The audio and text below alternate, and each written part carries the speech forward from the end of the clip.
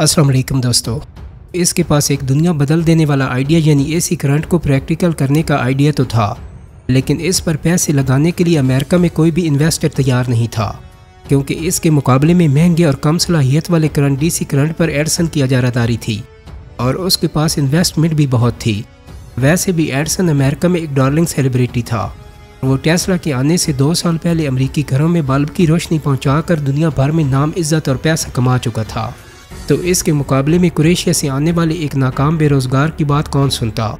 Tesla अपने AC current का idea लेकर इन्वेस्टर ढूंढ रहा था, लेकिन इसे कोई मिल नहीं रहा था। हाँ, एक छोटी सी नौकरी इसे मिल गई। इसमें $2 रोज़ के मिलते थे और काम ये था कि न्यूयॉर्क की सड़कों पर आर्क लाइट्स लगाने के लिए गड्ढे खोदने थे। यानी ये काम भी एक अजाब से कम नहीं था, मगर पेट तो भरना था। दोस्तों, निकोला के मुताबिक 1886 और 87 की सर्दियाँ उसकी ज़िंदगी के तल्ख तरीन साल थे। उसे $2 रोज़ाना के लिए काम करना पड़ता था और इस दौरान उसे अपनी सारी तालीम एक मजाक लगने लगी थी। लेकिन इस इंतहाई मायूसी में भी उसने अपना ख्वाब नहीं छोड़ा। और आप तो जानते हैं कि ख्वाब ज़रूर देखने चाहिए और उन्हें ज़िंदा रखना चाहिए, क्योंकि मौका हर शख्स की ज़िंदगी में आता है और अगर आप तैयार हों तो इस मौका से भरपूर फ़ायदा उठा सकते हैं। लेकिन अगर आप तैयार ना हो तो मौका ज़ाया हो जाता है और आपके पास पछताने के सिवा कुछ नहीं बचता। एक ऐसा ही मौका, ऐसा ही चांस टेस्ला को भी मिल गया। हुआ यूं कि टेस्ला ने एक दिन फोरमैन को अपनी इंडक्शन मोटर के मुतालिक बताया और ये वही मोटर थी कि जिसका डिज़ाइन वो यूरोप में तैयार कर चुका था और इसमें एसी करंट भी इस्तेमाल होता था। फोरमैन पता नहीं आइडिया को कितना समझा, लेकिन वो टेस्ला से मुतासिर ज़रूर था कि ये मज़दूर बाकियों से बहुत मुख्तलिफ था। उसने इस मज़दूर टेस्ला की मुलाकात एक इंजीनियर अल्फ्रेड ब्राउन से करवा दी।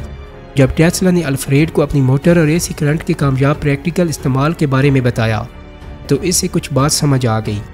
दोस्तों, अप्रैल 1887 में यानी एडिसन को छोड़ने के 2 साल 2 महीने बाद टेस्ला ने अल्फ्रेड ब्राउन के साथ पार्टनरशिप पर एक कंपनी टेस्ला इलेक्ट्रिक कायम कर ली। इसमें टेस्ला को $250 तनख्वाह भी मिलती थी। टेस्ला मेहनती तो था ही, तो इसने जल्दी एसी करंट से बिजली पैदा करने का एक मुकम्मल निज़ाम तैयार कर लिया। इसने एसी करंट और इससे वाबस्ता पावर जनरेटर्स, ट्रांसफार्मर्स और पावर सप्लाई के हकूक़ भी अपने नाम रजिस्टर करवा लिए और अब वो अपने साबिक बॉस का कंपटीटर भी बन चुका था। अमेरिका में बिजली सप्लाई की बहुत सी कंपनियां थीं, लेकिन ये सब डायरेक्ट करंट के असूल पर कायम थी। तो अब जब डायरेक्ट करंट सबको अच्छा पे कर रहा था तो नई टेक्नोलॉजी पर पैसे क्यों लगाए जाए, ये सोच बहुत से इन्वेस्टर्स की थी। तो अब ऐसे में निकोला टेस्ला अपने कंपटीटर से सिर्फ इस सूरत में जीत सकता था कि जब वो एसी करंट को सस्ते में हर गली और घर तक कामयाबी से पहुँचाने का यकीन दिला सके। लेकिन इसके लिए इसे मज़ीद इन्वेस्टमेंट चाहिए थी। इसने बड़े बड़े इन्वेस्टर्स को अपनी वर्कशॉप में डेमो देना शुरू किए ताकि उन्हें यकीन दिलाए कि टेस्ला के आइडियाज़ एडिसन के आइडियाज़ से काफ़ी बेहतर हैं। तो इन डेमोज़ में सबसे बड़ा इन्वेस्टर जो मिला, इसका नाम था जॉर्ज वेस्टिंगहाउस।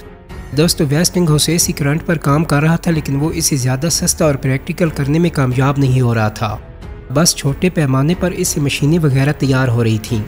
लेकिन जब जॉर्ज वेस्टिंग ने देखा कि टेस्ला इसका मसला हल कर रहा है और इसके पास मौका है कि वो पूरे अमेरिका में अपने कंपटीटर को टेस्ला की मदद से शिकस्त दे दे, तो इसने $10 लाख से ज़्यादा में टेस्ला से एसी करंट के हकूक़ का सौदा कर लिया। और यही ने यह भी तय किया गया कि एसी करंट के जनरेटर से पैदा होने वाली हर एक हार्स पावर पर टेस्ला को $2.5 की रॉयल्टी भी मिलेगी। यानी जब तक जॉर्ज की कंपनी एसी करंट से बिजली बनाती रहेगी, टेस्ला को ये रॉयल्टी मिलती रहेगी। आप अंदाज़ा कर सकते हैं कि टेस्ला कितना अमीर होने वाला था। वो रातों रात करोड़पति से लाखपति बन चुका था। और अब जॉर्ज वेस्टिंगहाउस ने टेस्ला की एसी टेक्नोलॉजी इस्तेमाल करके बिजली के ठेके भी हासिल करना शुरू कर दिए।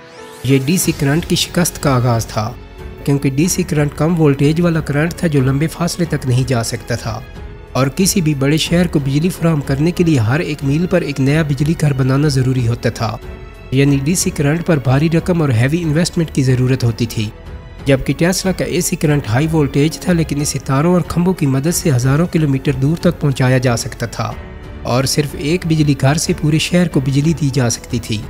तो यूँ एसी करंट डीसी के मुकाबले में बहुत सस्ता और बेहतर था। दोस्तों, ये एडिसन और डीसी करंट की दूसरी कंपनीज़ के लिए एक बहुत बुरी खबर थी, क्योंकि अगर टेस्ला का आइडिया कामयाब हो जाता तो इन सब का धंधा बंद हो जाना था। लेकिन एडिसन तो अमेरिकियों का डार्लिंग बॉय था, उनका हीरो था। तो एडिसन ने टेस्ला के आइडिया को नाकाम करने के लिए हर वो गलत हरबा इस्तेमाल किया जो वो कर सकता था। उसने अमेरिकी अवाम को कहा कि एसी करंट बहुत ख़तरनाक है اور ویسٹنگ ہاؤس یعنی ٹیسلا کی کمپنی اپنے کسی بھی کسٹمر کو بجلی سپلائی کے 6 ماہ میں ہی ہلاک کر دے گی، بلکہ اس نے یہ مظاہرہ کرنا بھی شروع کر دیا اور نیو یارک کے چوراہوں پر کتوں اور گھوڑوں کو اے سی کرنٹ لگا کر مارنا شروع کر دیا۔ وہ عام لوگوں، سرکاری افسران اور انویسٹرز میں یہ خوف پیدا کرنے کی کوشش کر رہا تھا کہ وہ اے سی کرنٹ سے دور رہیں ورنہ مارے جائیں گے۔ دوستو، ایڈسن اس لڑائی میں اس حد تک چلا گیا کہ اس نے سزائے موت کے ایک مجرم کو اے سی کرنٹ سے مارنے کا مشورہ دیا۔ تو جب ایسا کیا گیا تو بیچارہ ملزم بہت تڑپا۔ سزائے موت ماننے والے مجرم ولیم کیملر کو مرنے میں پورے 4 منٹ لگے، بلکہ کہا جاتا ہے کہ اخباروں میں لکھا گیا کہ اس کا جسم بری طرح جل گیا تھا۔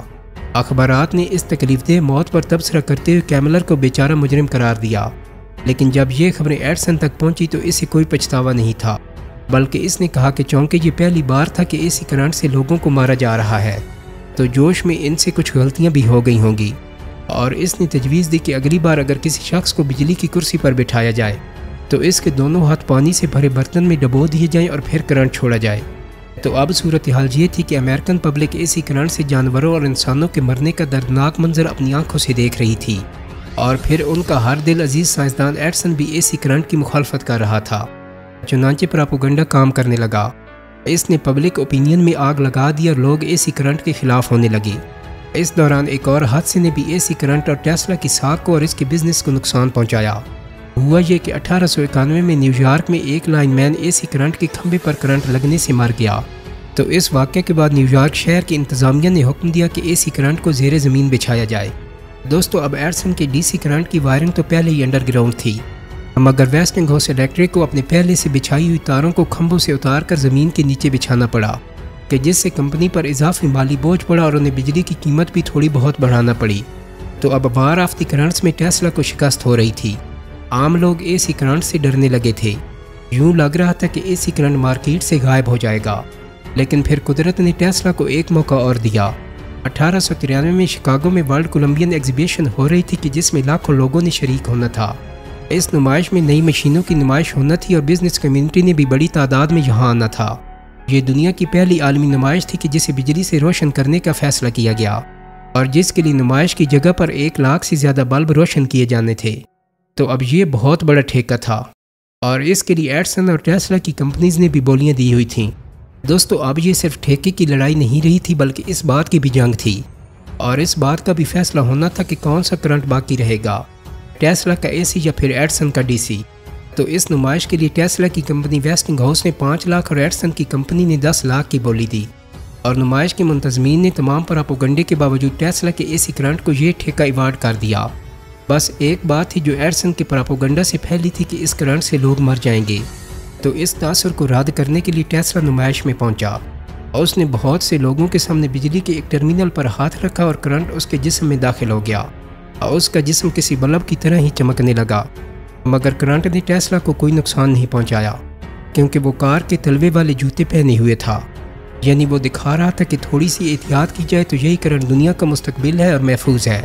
لیکن دوستو، یہاں پر یہ بات بھی ضرور مد نظر رکھنی چاہیے کہ ہو سکتا ہے کہ ایڈسن صرف ٹیسلا کی مخالفتی میں یہ سب کچھ نہ کر رہا ہو، بلکہ پورے خلوص سے یہ سمجھتا ہو کہ اے سی کرنٹ ڈی سی کی نسبت انسانی جان کے لیے زیادہ خطرناک ہے، اور اس لیے اسے استعمال نہیں کرنا چاہیے۔ اور آج بھی ہمارا عام مشاہدہ ہے کہ ذرا سی بے احتیاطی سے اے سی کرنٹ لوگوں کو جلا دیتا ہے یا ان کی جان لے لیتا ہے۔ تو بہرحال 1893 تک ٹیسلا نے اپنے پہلے باس ایڈسن کو تاریخی وار آف دی کرنٹس میں چاروں شانے چت کر دیا تھا، لیکن اس کے بعد کی کہانی تھوڑی مختلف ہے۔ ٹیسلا جسے اب اربوں پتی ہو جانا چاہیے تھا، کوڑی کوڑی کا محتاج ہو گیا۔ Remote control flying cars, radio اور وائرلیس ٹیکنالوجی ڈیزائن کرنے والا سائنسدان آخر ناکام کیوں ہوا؟ آخر دنیا کی 2 بڑی طاقتیں اس کے لکھے کاغذات پر کیوں لڑ رہی تھیں؟ نیکولا ٹیسلا گمنامی میں کیوں چلا گیا؟ اور آج اسے ایڈسن سے بڑا انسان اور اسے بڑا سائنسدان کیوں مانا جاتا ہے؟ یہ سب ہم آپ کو ویڈیو کے اگلے حصے میں دکھائیں گے۔ دوستو، امید کرتا ہوں کہ میری آج کی ویڈیو آپ کو پسند آئی ہوگی۔ اگر ویڈیو اچھی لگی ہے تو اس کو لائک اور شیئر کر دیں۔ میرے چینل کو سبسکرائب کرنے کے ساتھ ساتھ بیل آئیکن کو بھی کلک کر دیں تاکہ آپ کو میری آنے والی مزید ویڈیوز کے نوٹیفیکیشن ملتے رہیں۔ بہت جلد ہی ایک نئی ویڈیو کے ساتھ ملاقات ہوگی۔ اپنا بہت سارا خیال رکھیے گا۔ اللہ